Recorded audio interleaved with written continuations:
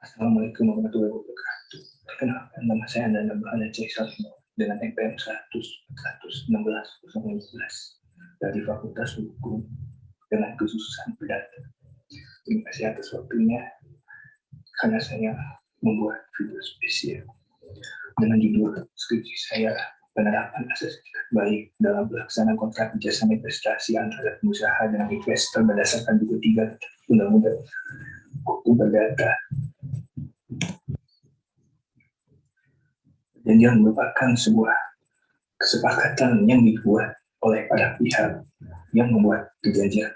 Para pihak sepakat mengikatkan diri satu dengan lainnya, baik untuk berikan sesuatu, berbuat sesuatu, atau tidak berbuat sesuatu. Kesepakatan ini akan melahirkan hak dan kewajiban di antara para pihak, yang artinya para pihak harus mematuhi perjanjian yang mereka buat. Pengaturan perjanjian diatur di dalam Kitab Undang-Undang Hukum Perdata dalam buku 3 tentang perikatan.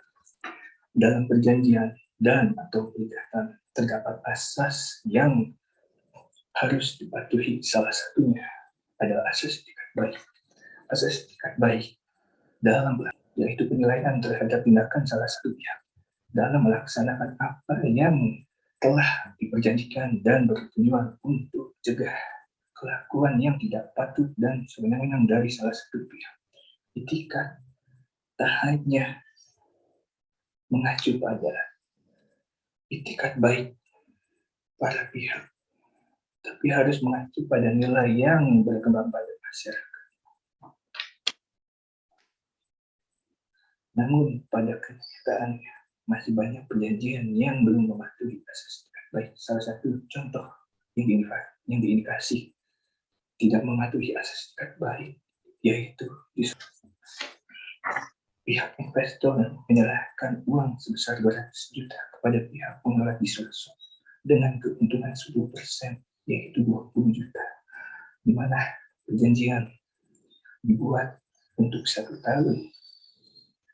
Namun pihak disrupsi tidak menjalankan atau memenuhi kewajibannya sehingga hanya memberikan 20 juta kepada investor yang seharusnya 220 juta bersih tanpa potongan, dan pihak pengelola disrupsi berencana untuk memperpanjang perjanjian tersebut, namun pihak investor tidak ingin memperpanjang perjanjian tersebut.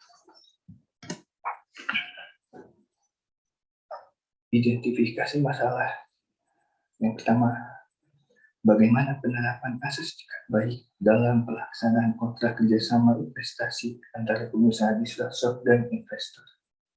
Yang kedua, bagaimana upaya hukum yang dilakukan oleh para pihak ketika ada yang dirugikan dalam kontrak kerjasama investasi antara pengusaha disrupsi dan investor.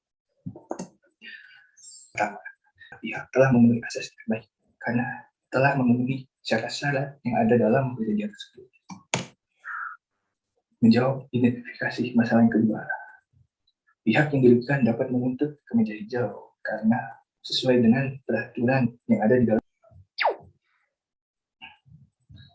Kesimpulan yang pertama, melaksanakan kontrak kerjasama investasi antara pengusaha disrupsi dan investor sesuai dengan pasal 1313 Kitab Undang-Undang Hukum Perdata, sesuai dengan 1320 Kitab Undang-Undang Hukum Perdata, pasal 1338 ayat 1 Kitab Undang-Undang Hukum Perdata, serta pasal 1338 ayat 3, yaitu dalam kontrak atau perjanjian ini para pihak memiliki etikat baik. Yang kedua, Ahmad Solihun sebagai pihak yang dirugikan dapat menuntut kemeja hijau atau pengadilan untuk menuntut ganti rugi kepada pihak Hendra Hermawan berdasarkan pasal 1267 Kitab Undang-Undang Hukum Perdata bahwa Ahmad Solihun dapat menuntut pinjam. Saran,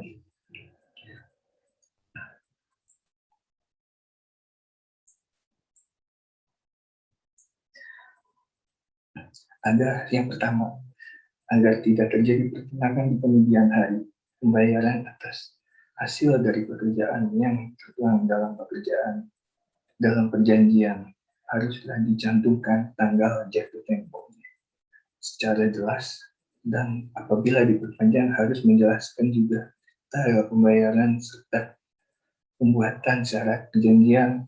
Sebaiknya dibuat secara akta petik atau surat perjanjian yang dibuat dan disahkan oleh notaris agar surat perjanjian itu memiliki kekuatan hukum yang pasti, kuat, dan mengikat.